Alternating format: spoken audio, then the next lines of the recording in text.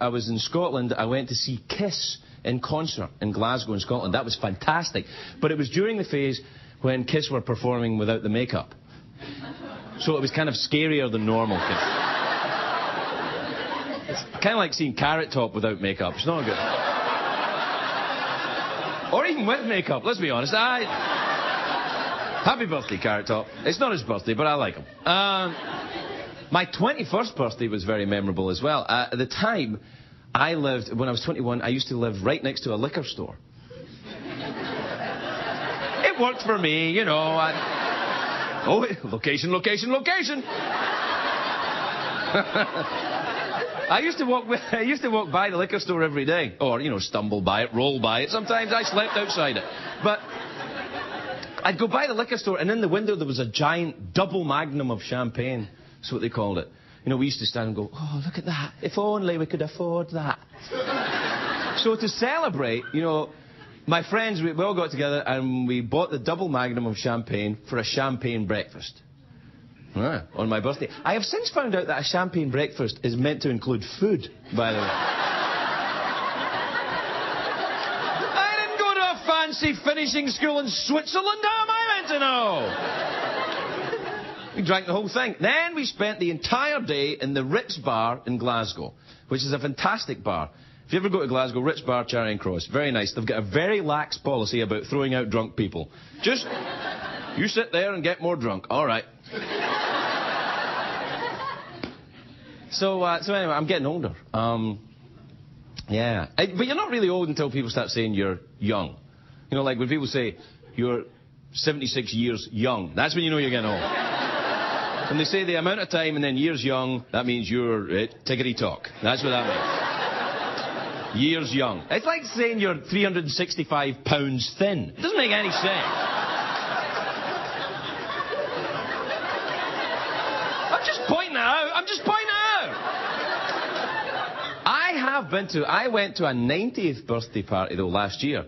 And I think at a 90th birthday party, it's a surprise party. Whether you planned it or not, it's a surprise. But you get older, I know everybody says this, you get older, the time goes really fast. I mean, before you know it, I'll be 90, like that. And my Granny Maguire lived to be 100 years old. My father's mother's side of the family, the Irish side, they live forever, these people. The Irish, they live in the very old age, the Irish. And it's not because of the diet or the exercise, it's they're very bitter. Yeah. They live longer just to spite you. That's what it is. I'm not dying, I wouldn't give you the satisfaction.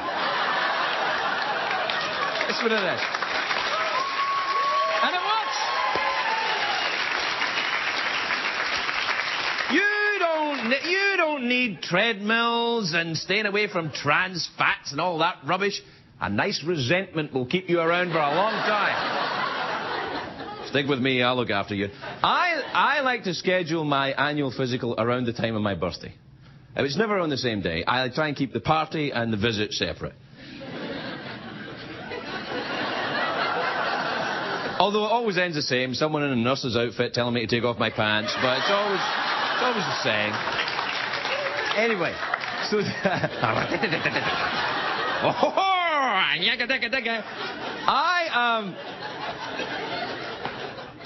I called my mom today because, you know, something happened to her 44 years ago as well. I called because your mom, you've got a special connection with your mom and your birthday, and she sent me a card this morning, you know, thanks for the most excruciating day of pain in my life. Anyway, I phoned my ma, and we were talking about, you know, the day I was born. And I was the third kid. There's two kids. I've got an older brother, an older sister, and a younger sister. But so there was two before me. And the first two kids, she said, the first kid, she got rushed to hospital in the ambulance. And then the second kid, you know, my older brother, she called the ambulance. They came round and went, hello, hello. And then she gets in the ambulance and goes to the hospital. With me, she caught the bus. I'm not kidding. She was like, oh, yeah, it's brewing. All right, I better get the bus. And off she got... And she took the bus to Stop Hill Hospital in Glasgow, where I was born, and gets off at the bus stop, and there's a huge hill over the hill, over the cemetery, and into the hospital. And she walks into the hospital, she walks past the cemetery, they've got the cemetery, everything's all contained in one. Everything you need's right there. I think there's an IHOP in the corner as well. It's everything you need. Anyway, she she walks into the hospital around 2 o'clock and had me at 6 o'clock, which was lucky because the last bus back is at 8. So she got back in time to make my dad's dinner, which was good. Back then, she was considered a feminist. Oh, yes.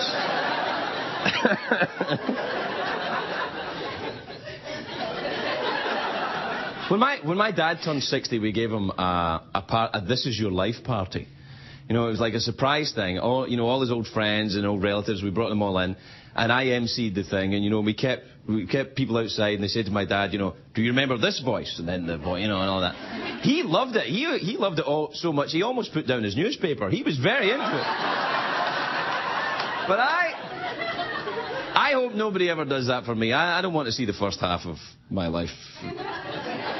Wait, do you remember this voice? You owe me money. Do you remember this voice? Will the defendant please rise? Do you recognize this voice? It happens to plenty of guys. We can just cuddle. Worldwide Pants.